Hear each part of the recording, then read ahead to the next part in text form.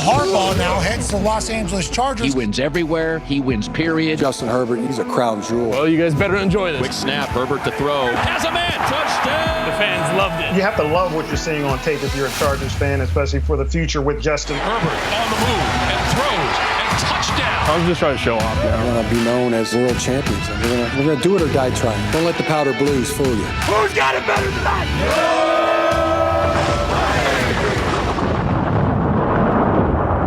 Who's got it better than us? Nobody. Nobody. Oh, gang. It's another win, another dub for the Chargers. Boy, I'm your co-host, Wool Dog, sitting with my buddy, Kev Huggin Duggan. What's up? Touch it. Touch it. Not forget Kyle, the coach, Duggan. So I'm just going to be very upfront. I didn't get to watch that whole game because I was working, but when I popped in and out, it was a lot of fun. You guys tell me, how was your experience watching that game? Absolute blast. The defense dominated. It was a dominant defensive win. Is it safe to say we're a defensive team? Yeah, it feels that way. I think that's the case. It certainly feels that way. I mean, you get 3 interceptions and like 6 sacks. Six sacks. Yeah, and it should have been 10 because they got a lucky touchdown there at the end. Like it shouldn't. Yeah, that was just 10 points. Garbage time. Nobody was in. Yeah. It was a wild situation on defense, but our offense looked good. Like Justin took advantage of blown coverage and threw 2 giant touchdowns. Yeah. Quentin caught the ball. Quentin was catching balls, getting touchdowns. I mean, a huge touchdown for Quentin Johnson. I think he only had like 4 catches, but had over like 110 yards for the day.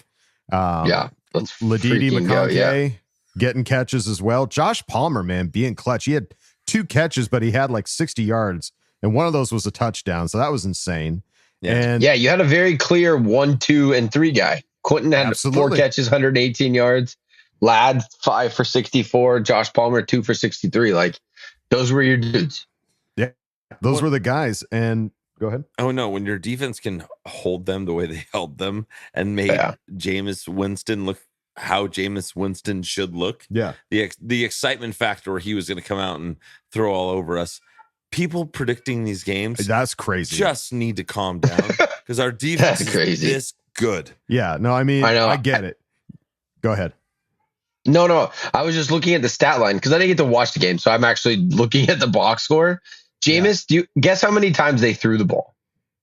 She's 46 times. Yeah, he was 26 for 46. Like that's insane. You have Nick, but the reason is Nick Chubb ran 15 times for 39 yards. He had 2.6 average. Nick Chubb had nowhere to go in that game, and I get it. Like Cleveland beats the Ravens, right? And you beat them with Jameis Winston. I get it. You're like, okay, hey man, we might have this here. Yeah. But you are going up against a team that has given up the fewest amount of points on average for this entire NFL season. Yeah. Had we held them to 3 points, our average would have gone down to 11.75. 11.75 points per game. And you think Jameis Winston is all of a sudden going to come out there and blow the doors down on the Chargers defense? He's not the guy. He's never been the guy. He's the backup guy now. And what's interesting to me is like the fact that we almost had another interception.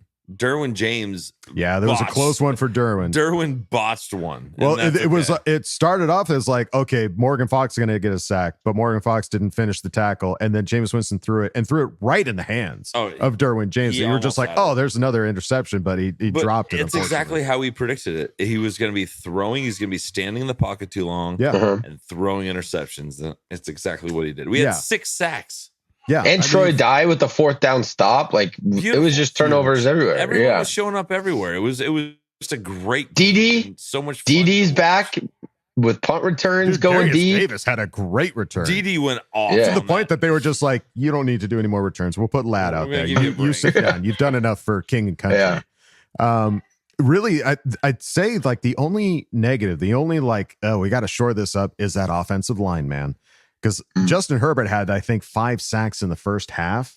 That's a rough look, dude. And some of that came off of Slater going up against Miles You know, Myles Garrett's one of the best in the league. Absolutely. Defensive MVP. But like we're still dealing with the middle of this offensive line. It's not good, man. Yeah. It's just not good. It's just they're stunting in and they're not good at picking up or diagnosing or figuring out how to block these guys. Yeah. So we just need to keep Justin safe and healthy, and I feel confident in our tackles. But like I said in previous episodes, I'm not confident in the middle of the line. Well, I mean, they got to get better at it one way or the other, whatever that meaning, whatever that ends up figuring out. It's, they got to figure it out. And this was also slightly disappointing because this was also supposed to be the game we were supposed to see DJ Chark back. And you tune into the game to find out that he's a healthy and active. It was just obviously it wasn't like so disappointing. It's like, oh, we could have won if we just had DJ Chark. But we're also chomping at the bit to see, okay, what can this team look like with DJ Chark is out there as well. But I mean, hey, hats off to J.K. Dobbins, had I think 67 rushing yards, touchdowns. Boy was eaten today. And yeah, man, and special teams had a blocked field goal. Oh, dude, it was great day all around. When was the last time we had that? And I mean, and I say this with the kiddest of gloves, Dicker the kicker, man, like missing an extra point and missing a field goal. It was not a game for him. Not today. A game for him. I don't know if he had too much Halloween candy and he was like still like kind of groggy and candy drunk corn's a bitch, dude. I don't know what it'll sneak up on you. But obviously I'm not stressed about Dicker the kicker. It was just really figured out. Huh? You're missing kicks. Dicker, what's going on? He really only misses extra points. I don't. Well, I mean, to miss the extra point, that was wild enough, and then to miss a field goal, I think it was a 44. Was it that in the 40s? Okay, yeah, it's just not characteristic of Cameron Dicker. But I'm not stressed or worried about it by any stretch. Like I said, the only thing I'm like mildly worried about is that offensive line, man. You got to keep Justin Herbert upright, and you got to get this run game going. And a lot of that falls on that tip of that spear, which is that interior offensive line. So, I mean, we've gone up against some crazy defenses. Cleveland Browns, that's not a defense to sleep on, especially with Myles Garrett out there. Denzel Ward was out there as well. We own them. And we still walked away with 27 points on this. Yeah, Justin kept them to 10. Justin had a perfect passer rating in the first half. I think I heard the stat. It was we had 250 yards of offense in the first half, and they had 56 yards or something like that. So as I didn't get to watch the game, so I didn't like see the interior offensive line playing that poorly. But if that's what poor interior offensive line still results in 27 points and perfect passer rating and 250 yards in the first half, it's like, are we turning into those guys now? Or if we feel a little bit like nitpicky. I feel I want to continue to be nitpicky about the interior offensive line. That's just your thing right now.